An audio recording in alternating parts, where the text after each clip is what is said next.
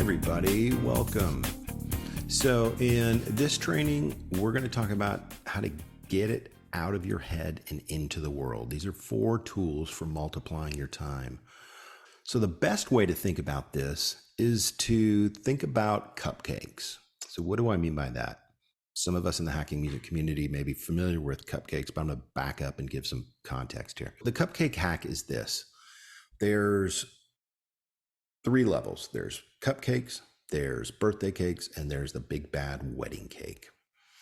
Cupcakes are quick, couple ingredients, 20 or 30 minutes, and you can eat them. Or you can throw them away if they stink, right? They're easy. These are cupcakes, right? As we move on, we move to birthday cakes. So birthday cakes have more ingredients. It may take an hour or 2 to make a birthday cake. You got to make the frosting. And just a little more expertise, right? It's not as simple as the cupcake, right? You have to be a little bit more of a intermediate, not expert, but you need to know your stuff, right? And then if we think about a wedding cake, my goodness, these things are 3 levels, awesome frosting, taste great. They got the little people on them. Takes a lot of expertise. You got to move them. You got to be careful not to let them fall. Very expensive. You don't want to mess up a wedding cake, right? So these 3 modes of cupcake, birthday cake, or wedding cake, you want to think about projects you're going to be taking on as an artist and entrepreneur, right? It's super common for beginning artists to get comfortable with cupcakes. But what happens is a lot of times you can get stuck just making cupcakes. You never develop the muscle and the experience and the confidence to do a birthday cake or to do a wedding cake. You know, you're just kind of stuck in that cupcake lane. So what we're going to do today in this training is we're going to talk about 4 tools to multiply your time, to give you some strength and confidence and to build some muscle around your projects as you move from cupcake to birthday cake to wedding cake. So this is all about projects, confidence, and kind of getting the ideas, the things you have in your head, to get them into the world. So the context here for artists and creatives and entrepreneurs is this: that recently 51% of all artists who won Grammys were independent artists. So that's important for a couple reasons. First is that artists just aren't interested in signing and slaving out to an international conglomerate.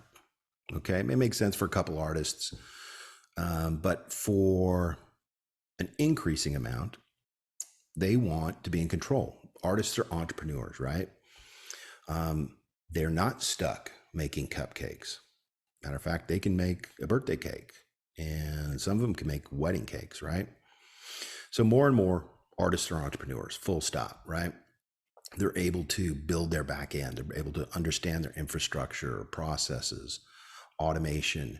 They're able to build a platform under their music and their experiences that they create, right? They're not just writing songs on their stool anymore. These are business entities with cap tables and org charts, right? So last year, 51% of artists were independent. And that's significant, but over the next coming years, we're going to see 60 to 70% of artists who just build their businesses themselves. And that's what we do at Hacking Music. That's why we're here. So this idea of getting it out of your head and into the world is important, because as artists and entrepreneurs, you're making cupcakes one day, next day you're making a birthday cake, and the next day you're making a wedding cake, or maybe you're stacking them. And you've got swim lanes that we're going to talk about here in a little bit. Maybe you're doing cupcakes and you've got a birthday cake happening. Or maybe you've got all 3. You're making cupcakes, quick things. You're also making birthday cakes in parallel. And also underneath that is the wedding cake. So you're moving across swim lanes together and you have alignment across your projects. So that's, we always want to ask, what is the world we're living in? And that's the world we're living in. 51% of artists that won Grammys last year are independent artists. So let's look at some commonalities, some people that you may be familiar with. 3 common people types, right? So You may know the person who sounds like this. They have a real hard time getting anything into the world. Okay. Sometimes they self-sabotage. They're really good at overthinking, and they're probably perfectionists. They say, I don't want to do anything unless it's perfect, right? So we want to give this person, the artist who can't get anything into the world. They're always kind of getting tripped up and they overthink things. We want to give them some tools here with these 4 tools for multiplying their time and getting things out of their head and into the world. That's the first person. The second person is the artist who gets some things into the world, right? Maybe they're really good at writing songs, right? That's the fun stuff, the thing that they're good at. They can get that into the world, but they can't get anything else. The e-commerce or the platform pieces or the team stuff underneath them. They just really kind of good at one thing, one trick ponies, right? We call it making the baby. They want to make the baby, but they can't raise the baby. So artists need to be really good at raising the baby, turning that into a career, a 10, 15, 20-year career, rather than just make, right? So we want to give this person some tools. The person that's can put some things into the world, but he can't really put the support system underneath it. And the third person is the person who can get many things into the world. We want to give them some tools to really max this out and get more of what they're already doing. We want to help them get more into the world. So those are the 3 types of people you may be familiar with. The person that can't get anything into the world, that's stuck in their head, overthinking and over emotionalizing stuff, and the person that gets some things into the world, and the person who gets many things into the world. Okay. So let's get clear on what we call 2 worldviews. And so let's look at developing artists and headliner artists. So developing artists, this is like the first 3 to 4 years of their career. These are at the bottom. They're developing, and then above that is deploying and dominating at the top. These are the first 3 years of their career at the bottom. So developing artists are commonly found chasing kites. What do I mean by that? Chasing kites is a metaphor for following other people. They're really good at tracking what other people are doing and getting excited about that, but they can't really mount their own initiatives. Okay? These people often turn into like professional fans. They can't do anything for themselves, but they're really good at following other people. So that's chasing kites. They're also commonly found putting out fires. They're, kind of in emergency mode. Their hair's on fire. They got to just get their stuff done right now. That's super common for developing artists. So we want to give them some tools to focus better around that and get more strategic. Often the developing artists are imitating what you hear in the chaos. Maybe they've spent 4 hours on YouTube listening to people thumping their chest who have never really done anything. So they're good at imitating. That's really common with developing artists. And often they work hard and not very smart. Okay. So this is what we call the external scorecard. They're following other people's initiatives.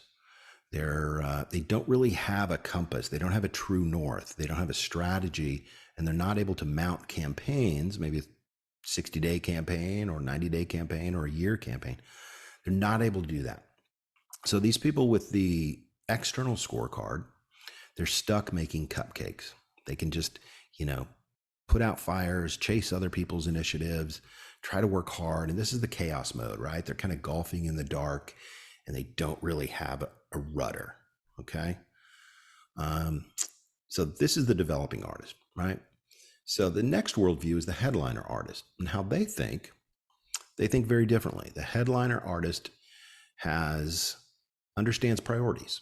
They understand that not everything is essential today. Not everything's important today. And they have a way of ranking their priorities.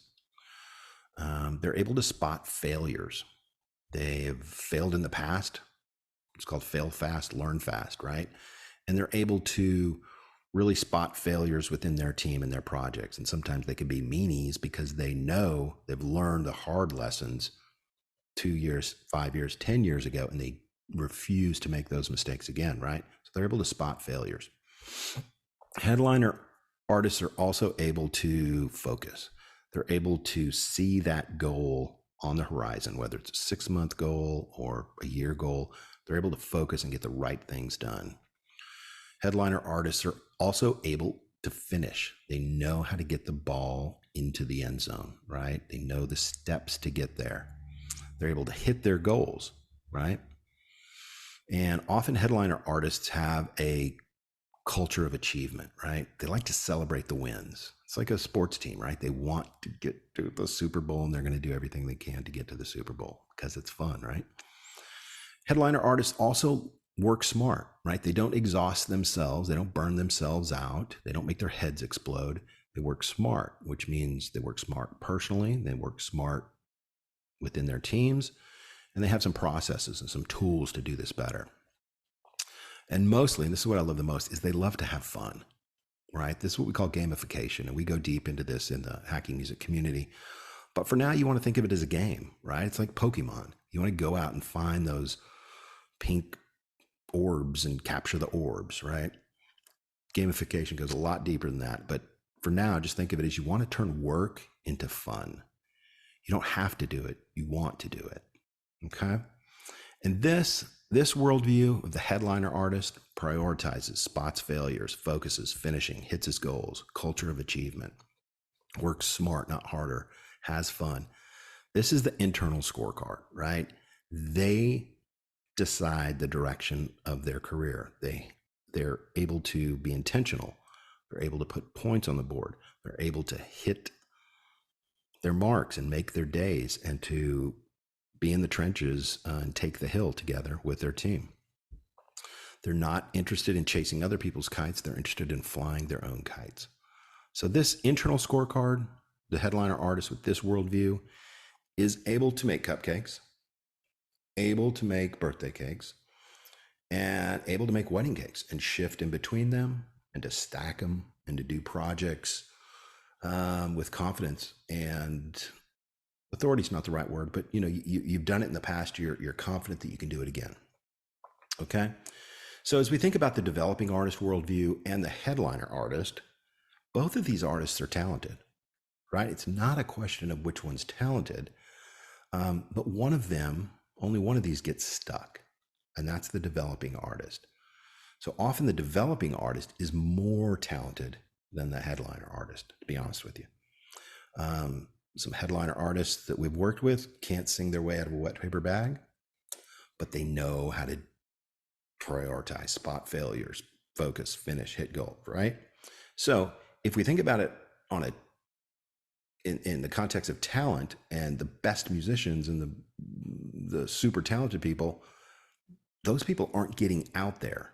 Those developing artists aren't getting out there because they don't have this skill of getting things into the world. So that's the two worldviews, the developing artist worldview and the headliner artist worldview.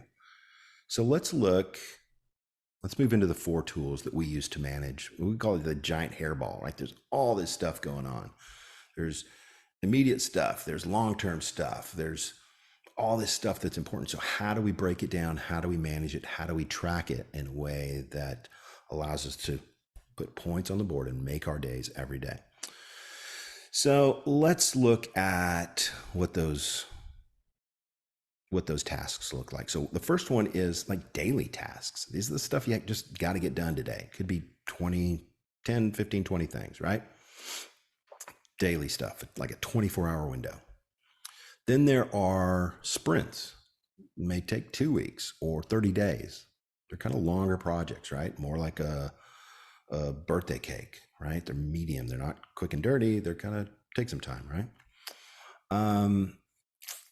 The next tool we're going to talk about is the avoidance tool. Now, avoidance is interesting, and we'll go deep on this. We're going to do a week on each of these. So this will be in week 3. Avoidance is artists have an Achilles heel, and that Achilles heel is that they want to do the fun stuff rather than the stuff that builds a career, right? and they can avoid the stuff they don't like to do, the stuff they're not good at. And I get it. I've done it for years. I see artists doing it every day. But you can't build a career by avoiding your way into a career. You have to actually do those things because they add drag to what you're doing. Like you can't pass go, you can't collect $200 until you do that thing, the accounting or the spreadsheet or whatever it is you're avoiding, right? So avoidance is a big part of this, and we're going to talk about that in week 3. And week 4 is what we call ask. And ask, as you make cupcakes, you could probably do those on your own. But as you're making birthday cakes, you might need some help. And as you're making wedding cakes, you definitely need a team around that. So ask is the relational part of work, right? It's how you build teams, how you introduce yourself to new people. It's how you work smart and not hard. You can't do all this together. The giant hairball is too much for one person. Full stop, 1000%. Tattoo it on your forearm. Read it every day, right? One person can't do this. Lone Rangers, what do they say? Pioneers take the bullets and the settlers take the land. Well, these are pioneers. They're going to just take the arrows, right? So ask is really important as you build teams and ask for help. Build allies, build board of directors around what you're doing. It's the human, it's the relational part of work, right? All right, so daily tasks, we call that super high value tasks, and we're going to talk about that today. Sprints, we're going to talk about that. We call it swim lanes, and it's a different tool. That's tool number 2. Avoidance, that is what we call aptly so avoidance, right? Okay, ask, we're going to call that ask. So those are the 4 tools: super high value tasks, swim lanes, avoidance, and ask. So with that, let's look at an example from here in our office. It looks like this. This is a real example of these 4 tools. And this is on a marker board, and we're able to do all 4 of these tasks with one marker board. And this is actually part of a book that is coming out called Action Wins that allows you to kind of track all your projects with one sheet of paper. So this is what it looks like. Up here in the corner is our super high value task. This is the 4 quadrants that we'll talk about in 1 second. Over here, quadrant 1 is the swim lanes. These are the priorities that we're working on that will take 2, 3, 4 weeks. Avoidance is down here on the bottom right, and ask is up here on the top left. Okay, so it's a way to do all 4 of these things in one place with real physical things, and we use stickies. We'll talk about that in a little bit, but it's a way to track all the processes and progress with one document. So let's dive into the super high value task document. Here's what it looks like. So let's look at the super high value task. So what we do is we're just going to use the Haggy Music book as a backdrop here. What we do is we block off 4 quadrants, right? And this is super high value. And these are high value, okay? These are stuff we have to get done. These are low value, and these are no value, okay? So what we do is we do 3 of each, right? We say 1, 2, 3. And super high value, these are the most important things in your day. If you do these 3 items, if you complete these 3, if you get these orbs in Pokemon, you win the game, okay? So you want to take all the time you need to really think critically about, okay, what do I do today that really helps me win the day? If I ship a product or finish a page or write a song or produce a song, whatever it is, you sign an agreement, you do a deal, you bullet point an outline. What does winning the day look like? So if you do these 3 things, you absolutely celebrate, okay? And then underneath this is high value, right? This is the stuff that you need to get done, right? It's important to do. It's not super high value, but it's high value, right? This is more tasky stuff. This could be like returning phone calls or sending an email or social media posts. And then over here, you have low value. These are the things that you need to get done. Aren't really important, but you need to get them done, right? Could be shipping product, could be fulfillment, e-commerce, whatever. Low value tasks. You have to get them done, but they're not super important. They're not super high value. They're not high value. They're low value. And down here is no value. Okay. This is the stuff you want to avoid. And it's really common to avoid this section and just say, well, I don't want to just waste time. But what we've found is that it's really helpful to take the time to really specify those things that you want to avoid. Maybe it's, I don't know, eating crap food. Maybe it's going down rabbit holes on YouTube, right? Maybe it's jam sessions. I don't know, whatever they are for you and your team. But you want to be very specific, like, I'm going to avoid these 3 things today. Okay. So again, this is super high value. This is high value, low value, and no value. So this is what we call the super high value tool. Let me just show you like a printed out copy of this as well. This is what the pretty version looks like. And this is in the book, and all our community members get this as a printout in the field guide, the Hacking Music field guide. Looks like this, much prettier, much nicer. You can print these out, print 5 a week, and you get a shit ton done every week.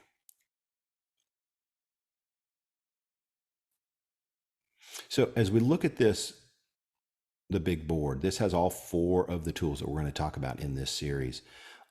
It's important to understand sticky notes, why we use sticky notes. So let's talk about these for a minute. You can obviously use digital tools, but we are big believers in sticky notes. This is like the super tool of the 20th century, these things right here. So why are these so important? These are important for a couple reasons. First off is that it allows us to see everything on our plate. Tool 1 up here on the right, swim lanes, all our tools, and it allows us to get up to God view, the 50,000-foot view, and look not only at your day, but it allows you to look at your month, it allows you to look at your relationships, and it allows you to look at your avoidance. So it's a really powerful way to pull up and get a integrated view of everything, all your priorities. Again, this is about flying your own kites, not chasing other people's kites. Benefit number 2 is it allows you to change your mind. You can move things around. Over here, we have things that that are not in action yet. These are the works in progress, and this is the backlog back here. So it allows you to change your mind. There's a lot of moving parts and a lot of information to this board. It allows you to move things around, and most importantly, it allows you to celebrate the win. As you finish things, it feels good, right? If you come back the next morning, you see, oh, wow, we got this done, or this moved over here, or there's actually motion going on. You're like a conductor conducting the orchestra rather than just that person making a cupcake, doing the same things every day because they don't have the tools to be a conductor. So those are a few reasons of why we use stickies, and can't recommend it enough. You definitely want to start with stickies. You may be able to go to digital 2 years from now, but I would love for you to use stickies over the next 6, 9, 12 months. This is the super high value task. This is tool number 1 in the 4 tools that we're going to be talking about in this series of how to get out of your head and get things into the world. So we'll see you in the next session.